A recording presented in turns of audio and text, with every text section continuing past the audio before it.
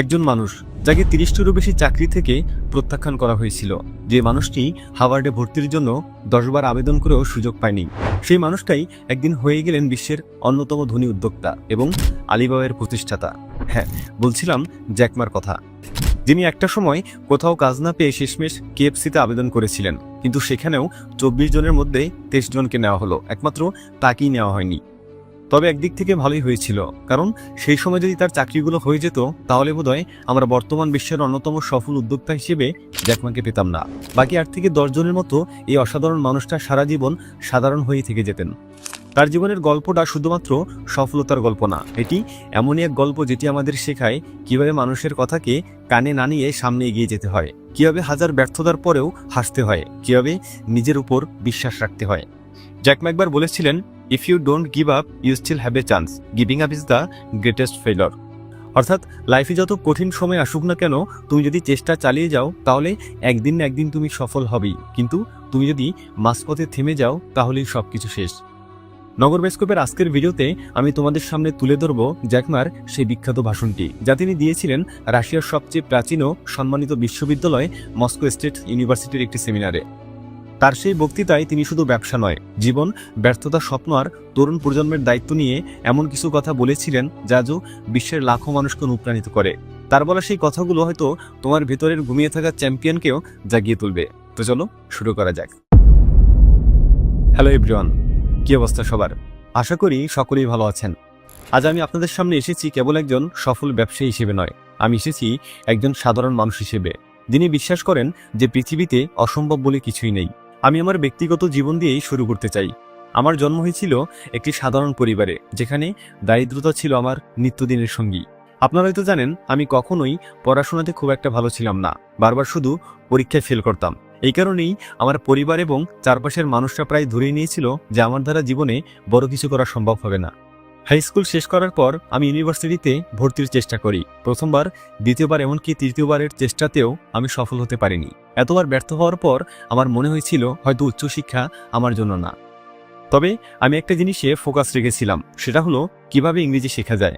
তবে কোনো প্রতিষ্ঠানে শেখানোর মতো ক্যাপাবিলিটি আমার পরিবারের ছিল না, তাই আমি প্রতিদিন বিনামূল্যে ইংরেজি শেখার জন্য ৪০ মিনিট সাইকেল চালিয়ে হোটেলে যেতাম এবং সেখানে বিদেশিদের সঙ্গে কথা বলতাম, আর তারাই আমাকে জ্যাক নামটা দেন। এভাবেই আমি ইংরেজি শিখি, তাও আবার কোনো টিউশন ছাড়াই, শুধুমাত্র কৌতূহল আর নিজের আগ্রহকে কাজে লাগিয়ে। এরপর আমি কাজের সন্ধানে নামি। এই পর্বটি আমার জীবনের সবচেয়ে কঠিন এবং সম্ভবত সবচেয়ে গুরুত্বপূর্ণ পর্ব। আমি প্রায় ৩০টিরও বেশি চাকরির জন্য আবেদন করেছিলাম এবং প্রতিবারই আমাকে রিজেক্ট করা হয়েছিল। আমার এখনো মনে আছে, একবার আমি পুলিশের চাকরির জন্য আবেদন করেছিলাম। আমাদের ব্যাচে ৫ জন আবেদনকারী ছিল, যার মধ্যে ৪ জনের চাকরি হয়ে গিয়েছিল, বাদ পড়েছিলাম শুধুমাত্র আমি।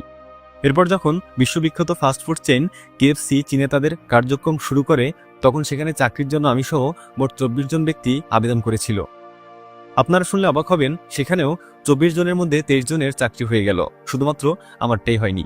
এরপর আমি হার্ভার্ড ইউনিভার্সিটিতে পড়ার জন্য ১০ বার দরখাস্ত করেছিলাম এবং ১০ বারই ব্যর্থ হলাম, কারণ সেখান থেকে আমি কোনো উত্তর পাইনি। এতগুলো রিজেকশনের পর একজন মানুষের পক্ষে ভেঙে পড়াটা ছিল খুবই স্বাভাবিক, কিন্তু আমি নিজেকে সবসময় একটা আশাতেই শক্ত করে রেখেছিলাম, আর তা হলো হয়তো এখনো আমার সময় আসেনি, কিন্তু কখনো না কখনো আমার সঙ্গে অবশ্যই ভালো কিছু ঘটবে। আমার মধ্যে যে আত্মবিশ্বাস ছিল তা আমাকে দাঁড়িয়ে থাকতে শিখিয়েছিল। আমি জানতাম হাল ছেড়ে দেওয়াটাই সবচেয়ে বড় বোকামি। তবে ১৯৯৪ সালে যখন আমি আমেরিকা যাওয়ার সুযোগ পাই, তখন আমার জীবনে এক বিশাল পরিবর্তন আসে, কারণ সেখানেই আমি প্রথম ইন্টারনেট সম্পর্কে জানতে পারি। ইন্টারনেটের শক্তি, ইন্টারনেটের সক্ষমতা দেখে আমি মুগ্ধ হয়ে যাই। এরপর আমি গুগলে বিয়ার লিখে সার্চ দিলাম এবং দেখলাম সেখানে অনেক দেশের নাম আসলো, কিন্তু চীনের নামটা একবারও আসলো না।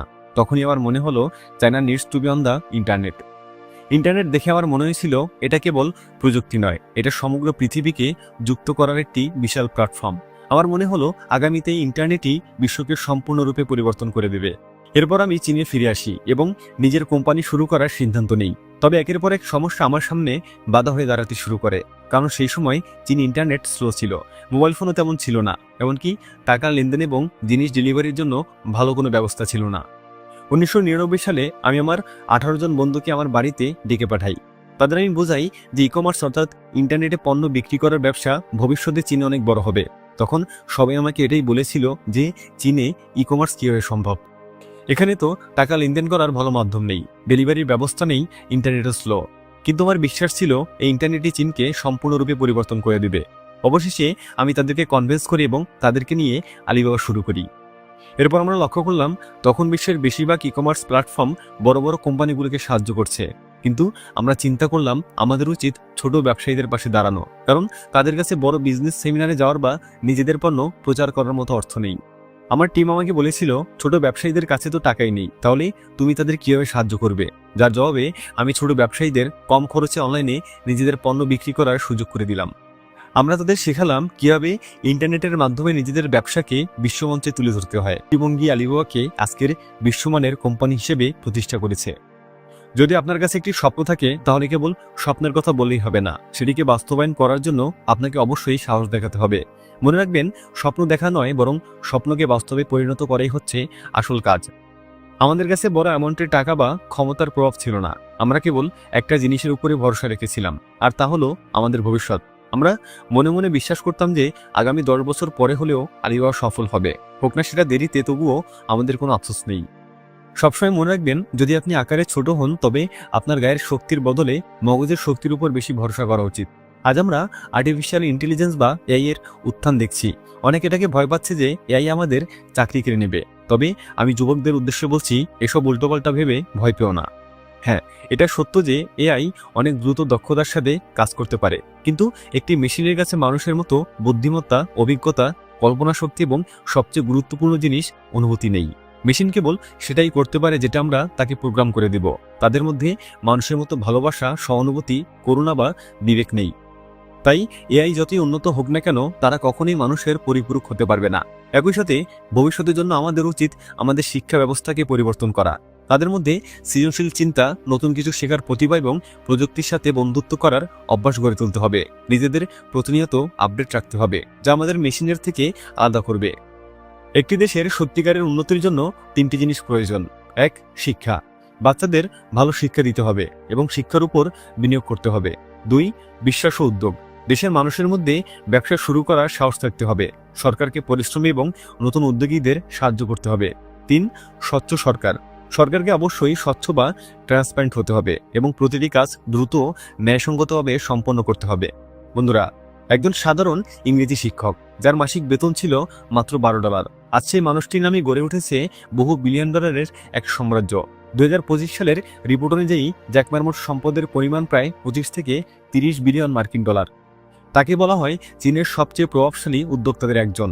তবে এই প্রভাব শুধু অর্থের কারণে নয়, তার মানসিকতা, চিন্তার, সাহসিকতার কারণেই এত আলোচিত।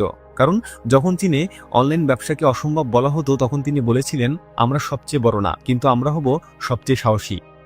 আজ তার কোম্পানি আলিবাবা গ্রুপ প্রতি বছরে $100 কোটি লেনদেন পরিচালনা করে, আর তার শাখা প্রতিষ্ঠানগুলো পুরো এশিয়ার ডিজিটাল অর্থনীতিকে বদলে দিয়েছে। তিনি শুধু উদ্যোক্তা নন, তিনি একজন চেঞ্জ মেকার, যিনি প্রমাণ করেছেন ব্যবসা মানে শুধু লাভ না, এটা হলো ভবিষ্যতের দিক নির্দেশনা। আজ তার এক বক্তব্যে বাজার কাঁপে, তার এক সিদ্ধান্তে বদলে যায় হাজারো মানুষের জীবন।